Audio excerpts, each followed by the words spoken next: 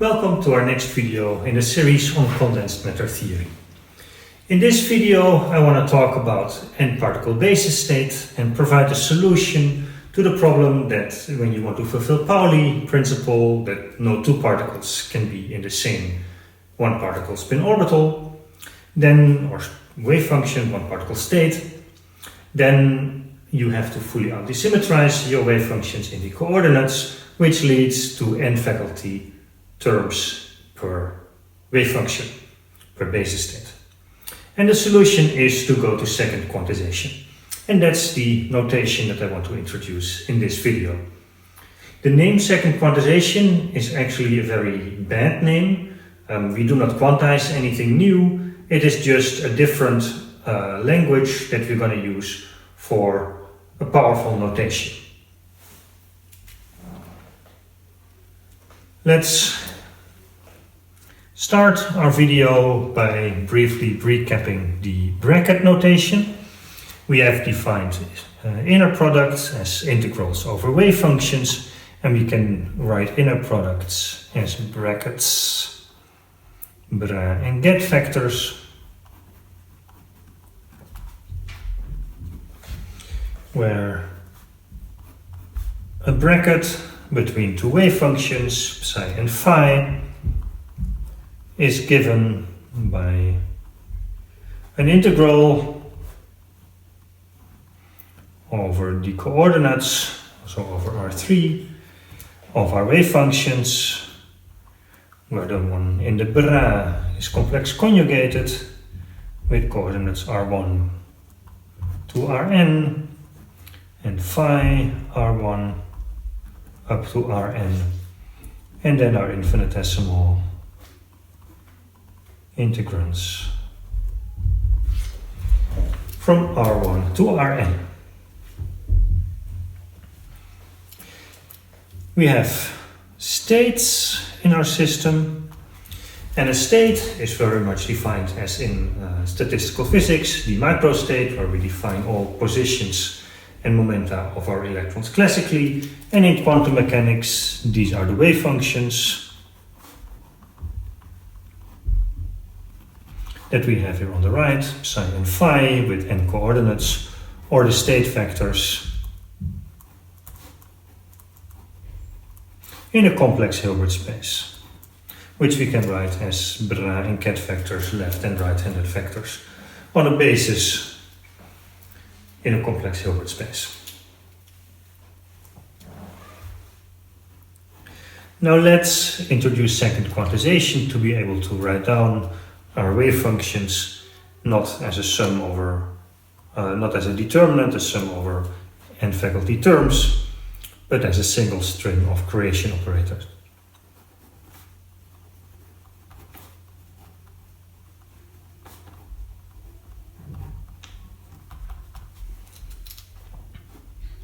We start by defining the vacuum.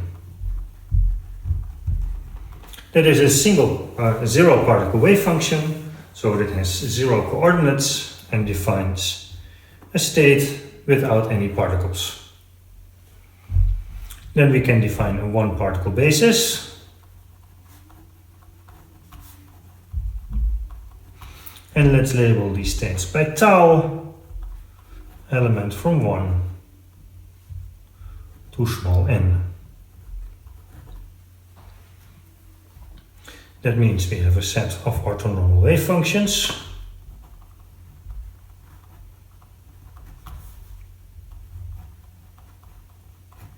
or a set of state vectors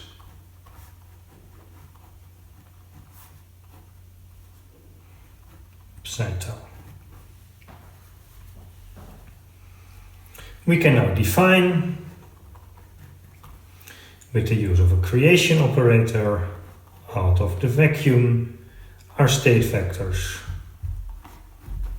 as particles created out of the vacuum. And this operator we call the creation operator.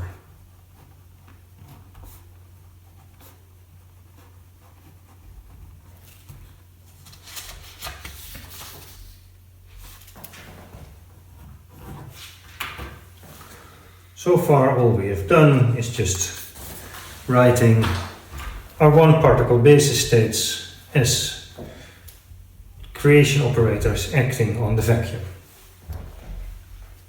Now for n electrons, we can also create our single Slater determinants by saying we create particle 1, particle 2, up to particle n out of the vacuum, and that is by definition then the state psi with the wave function that it represents R1, R2 up to Rn equal to the fully anti-symmetrized wave function that we have. And then the determinant, orbital 1 R1, orbital 2 R1, basis state n, the one particle basis state n R1, R2 up to psi 1 Rn, psi n Rn. So we here define the creation of n particles out of the vacuum to represent the fully anti-symmetrized wave function that you can write down for such a system. And actually, given this definition, the previous one follows. So this is the definition that we have to make for our creation operators to correspond to the formalism and the Pauli principle that we introduced before. Now if we exchange order of our operators, I plus 1, we can now put these in different order.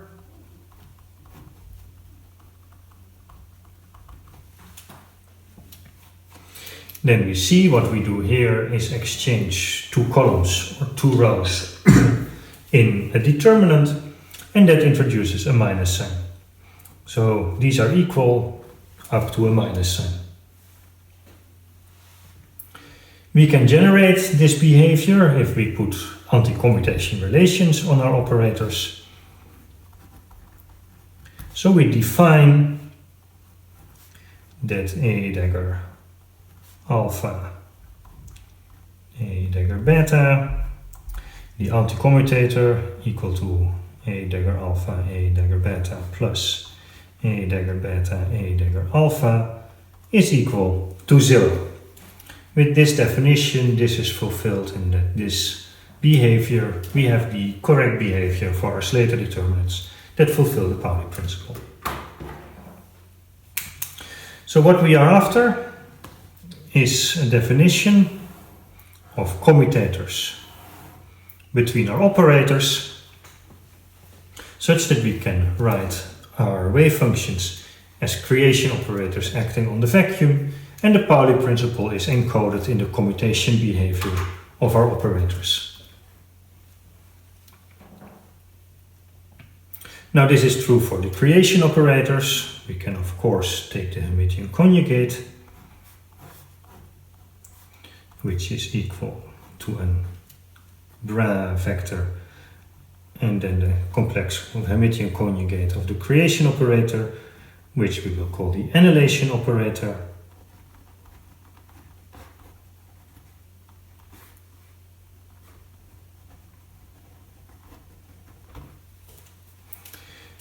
And just taking the Hermitian conjugate of the line above, we see that also the annihilation operators anti-commute.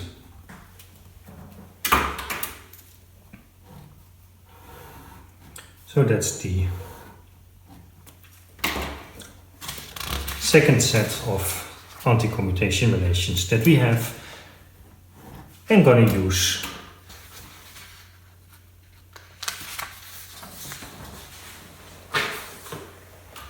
So from these two definitions, we can draw a few conclusions. And it follows that if I create twice the same state out of the vacuum. And then I have here a determinant with 2 times the same wave function, and that is definitely going to be 0. This is not only true for a 2-particle state, it is true for any particle state, a determinant of 2 states that are the same as 0, but 2 columns of any determinant will give you a 0 state. And of course, when this is true, then we can just make that statement about the operators. And again, if we take the Hermitian conjugate, then also the annihilation operators should be 0. Now we make one more definition. And we're going to define the behavior of an annihilation operator acting on the vacuum, or a creation operator projected to the vacuum afterwards. So if you want to understand this, as we remove a particle but we don't have any particles, then this has to be 0, and the same here, we have some state we create particles and then see if we are in the vacuum, that has to be 0 as well.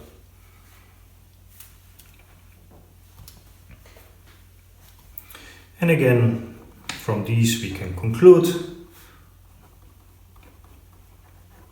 or find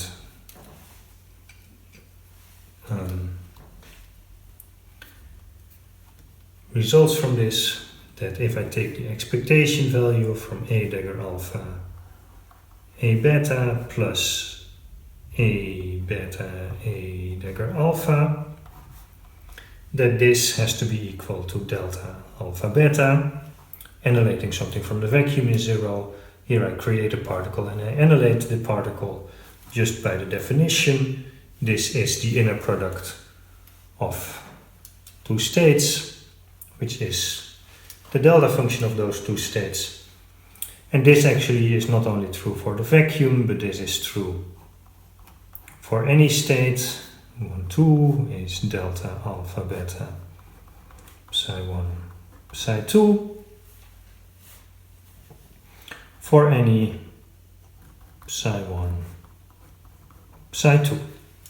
And with that we can again put the relation on the operators. A dagger alpha A beta plus A beta A dagger alpha is delta alpha beta, or the anticommutator between a creation and the annihilation operator is a delta function between the 2 particles.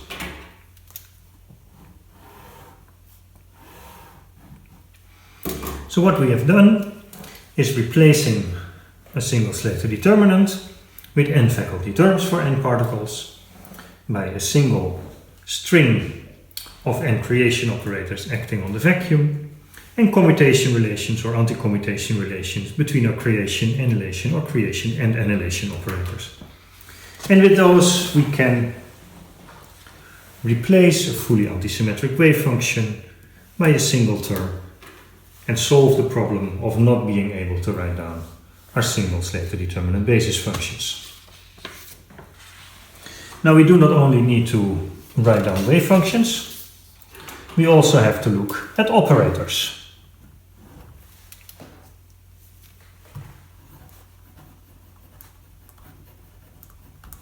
And also operators can be written in second quantization in terms of creation and annihilation operators.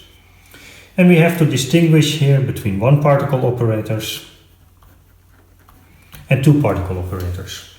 And in principle we do not encounter 3-particle or more particle operators in our microscopic Hamiltonian, but we can easily extend this when you want to talk about effective low energy Hamiltonians.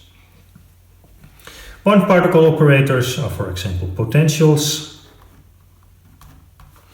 where we have a sum over all coordinates and then a potential acting on that coordinate, or the kinetic energy, where we have a sum, again a single sum over all coordinates, and then the kinetic energy of our particle, p squared over 2m. These operators can be written as a sum over two basis functions, a prefactor where we create alpha after annihilating beta.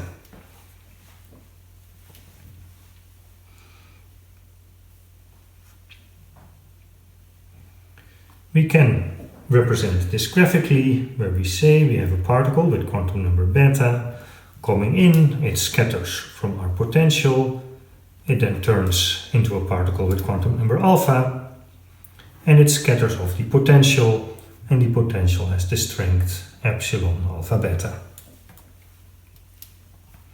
We can also talk about two particle operators to prove that you can go from here to there and what a prefactor epsilon is in terms of your original operators is something we'll do in the homework. Then we have our two particle operators. And this is the Coulomb interaction.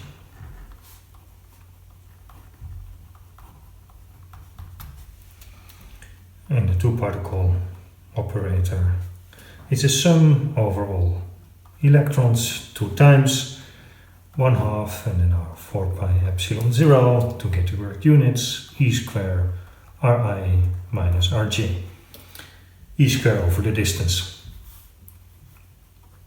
And this can be written as a sum over 4 basis states, our prefactor now depending on 4 quantum numbers, alpha, beta, gamma, delta, 2 creation and 2 annihilation operators, alpha, beta, gamma, delta.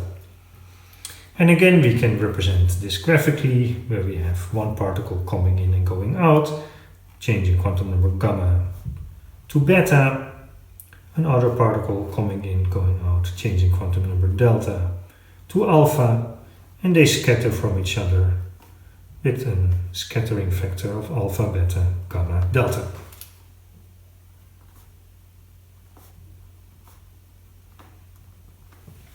These graphical notations we will use later in the lecture as Feynman diagrams, where you can use these to represent actually integrals and sums over integrals to simplify your equations or to make them insightful and solve them in a graphical manner.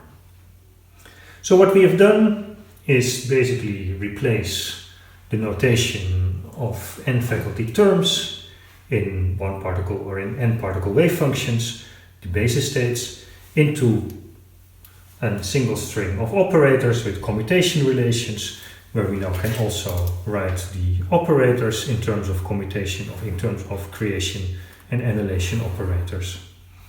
And quantum mechanics in this sense is then reduced by calculating strings of creation and annihilation operators and expectation values of those with respect to the vacuum. So many times very simple operations, but no longer n faculty times. The scaling now truly comes from the huge number of n particle basis functions, but no longer form a very large number of terms in each of those basis functions. At least we can work with single Slater determinants.